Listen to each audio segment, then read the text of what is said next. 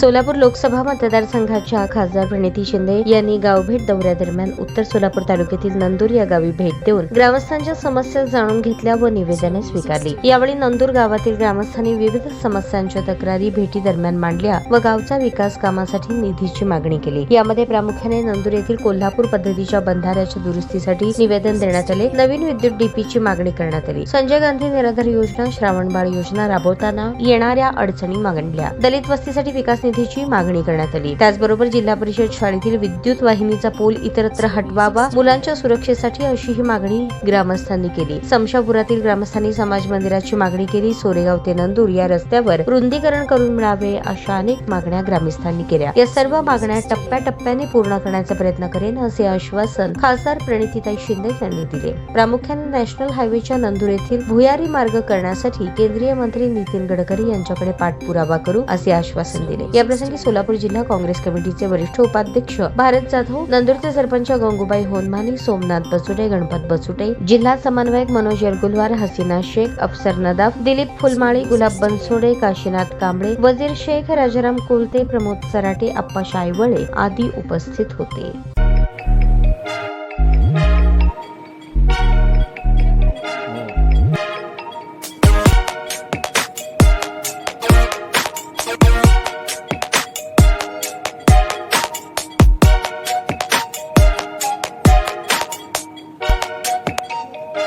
सोलापूर शहरातील सुप्रसिद्ध हॉस्पिटल म्हणजे सेंट्रल मल्टी स्पेशालिटी हॉस्पिटल मागील अनेक वर्षापासून सेवा बजावत आहे। 24 तास इमर्जन्सी सर्व्हिस, मॉडर्न टेक्नॉलॉजी, अनुभवी डॉक्टर्स तसेच अत्याधुनिक तंत्रज्ञान सुविधांनी सुसज्ज स्त्रीरोग प्रसूती विभाग, ऑर्थोपेडिक विभाग, मेडिकल विभाग आणि इतर एकमेव नाव म्हणजे सेंट्रल मल्टी स्पेशालिटी हॉस्पिटल।